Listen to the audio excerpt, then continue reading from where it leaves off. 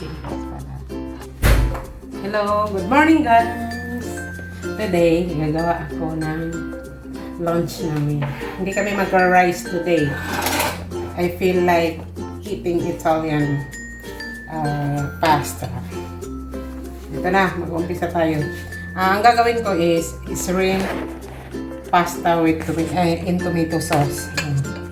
Ito, shrimp. Then I'm using the canned pasta sauce.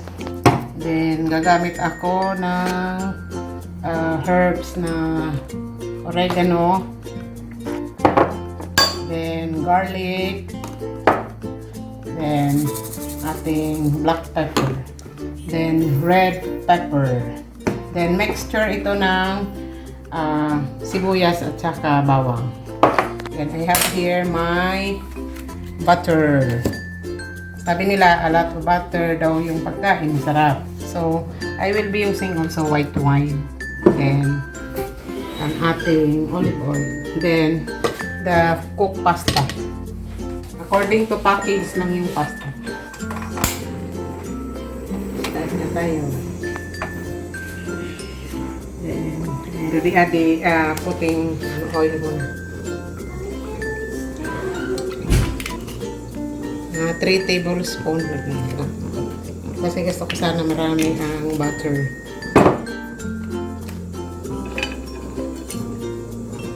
Then mga 3 tablespoons ng butter. Mas maraming butter, mas masarap. Okay. Hintayin natin hanggang uminit.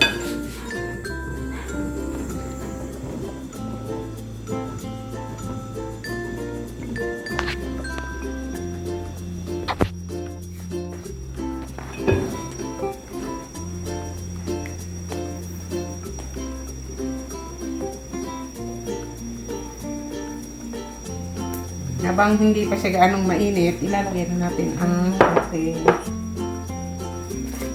sibuyas at bawang na chop.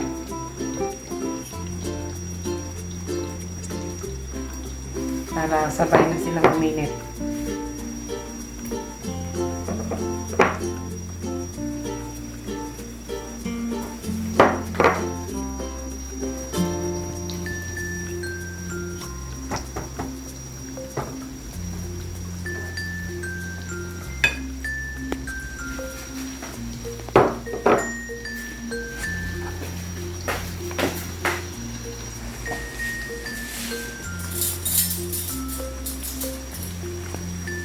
Mag-aad na ako agad ng asin.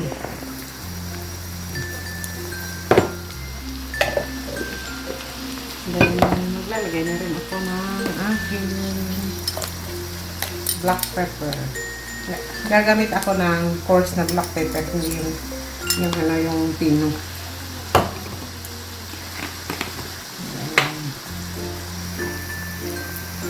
Para maamoy na agad, mapiprito yung ating mga condiments.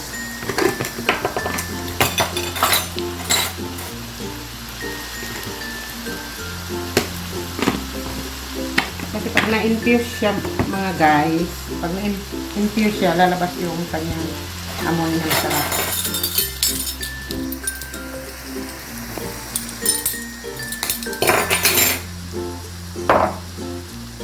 Tansya-tansya na lang gusto nyo naman ng mas maraming mga pampabango at pampamoy, pampalasa. Depende yan sa lasa nyo.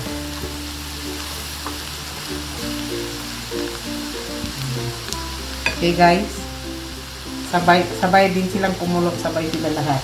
Then i-add ko na ito. Pero ito lang para lang amoy yung aking at saka maluto yung aking shrimp.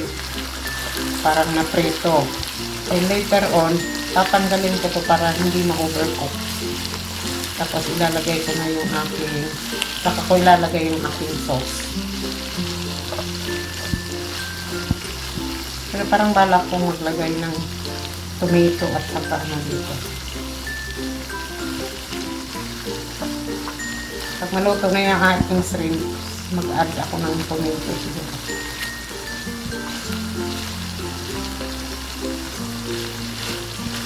Masarap din guys yung mga pasta na mayroong dinadgad na carrots or mushroom. Pag maluto na siya, tanggalin ko siya. Cover muna natin para maluto. Hello guys, welcome back. Ito luto na ito. Tatanggalin ko na siya. Lalagay ko lang dito sa plate ko para mamaya yan ilalagay ko sa ibabaw. Kasi ayaw ko siya ma-overcook. Kasi pag in-overcook mo yung mga seafood, nawawala yung flavor niya.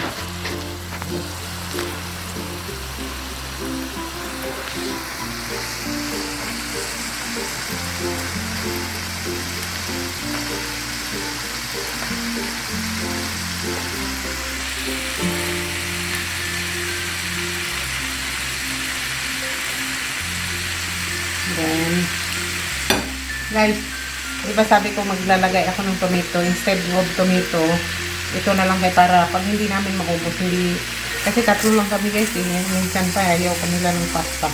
So, ito na lang para magtatagal pa siya.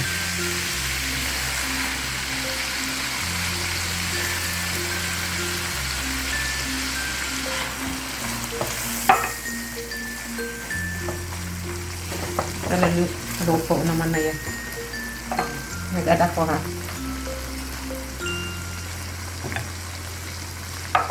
Ano ba yun? Naiwan ang white wine dito. Ito kabadang nag-add. Konting white wine lang.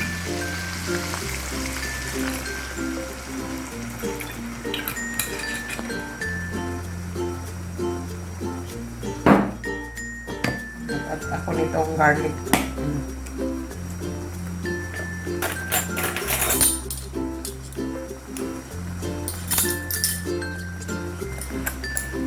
Guys, kagaya nito, nanigas na yung garlic ko.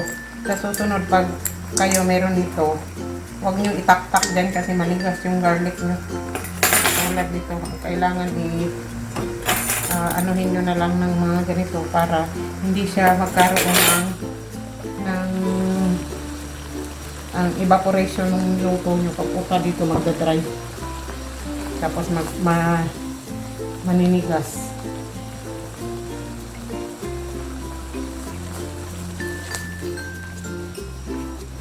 Nag-evaporate na yung ating white wine. Mas ilalagay ko na ngayon yung tomato sauce.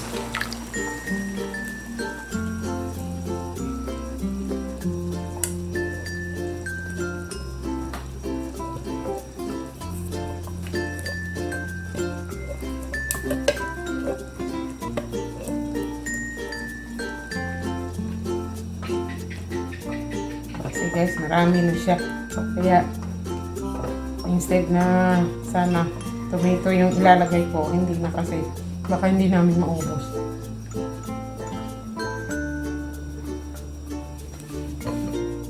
Ito, masarap to na masarap to na sauce. Try nyo. Kaysa naman yung mga naka-pouch.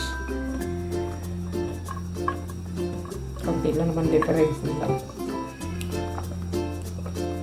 Ito nga lang, pang social. Legit.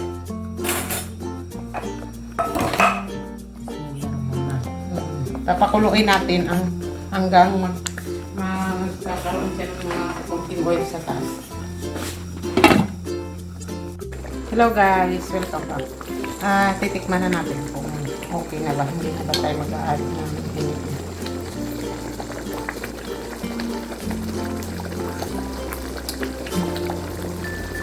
Medyo maasim siya guys.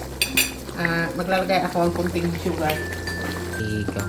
Yung sugar na ilalagay ko guys, just to balance the sour flavor nung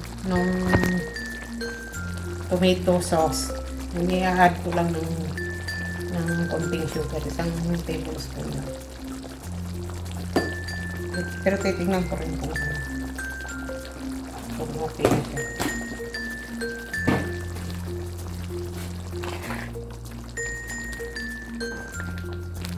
masarap din yung maasim na pasta. Hindi, kasi Filipino style yung matatamis na pasta na parang nalata yung mga pasta. Hindi kasi yun ang gusto ko na pasta eh. Gusto ko yung medyo maasim-asim. Pero huwag naman super asim.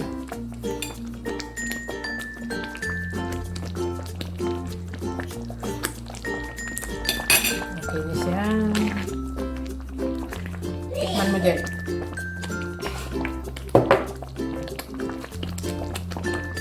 Masarap din yung may little kick siya.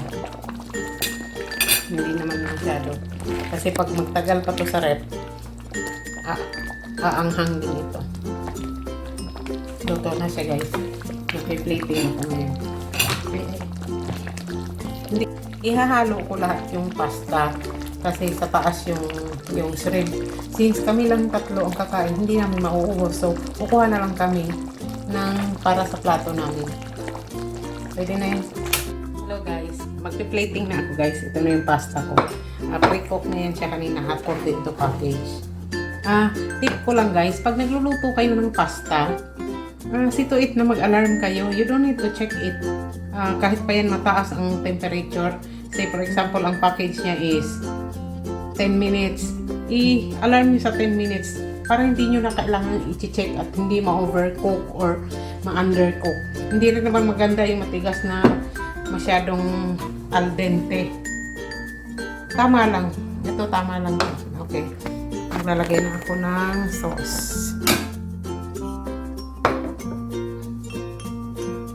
Ito na yung lunch namin guys. Then, maglalagay ako ng shrimp on top. Gusto ko ang mga ulo. Kaya hindi ko supposedly, yung buntot ang naiwan. Kaya pinatapon ko ang buntot. Ito na lang. Ayan na yung aking super daming lunch. Then, yan, maglagay rin ako ng olive sa tabi.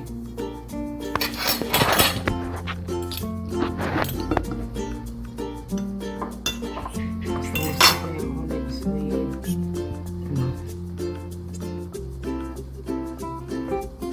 with may pasta.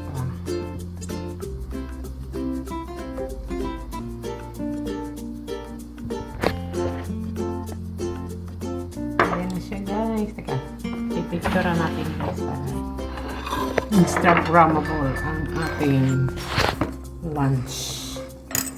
Then, maglalagay pa ako guys na aking inumin. Masarap ito guys, try nyo. This is Japanese milk tea.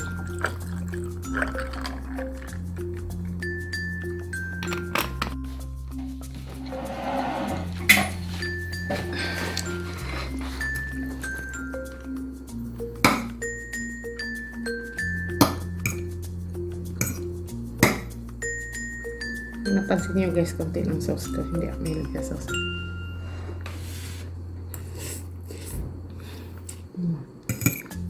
Ang sarap guys. Sarap. Anghang konti. Sarap-sarap guys.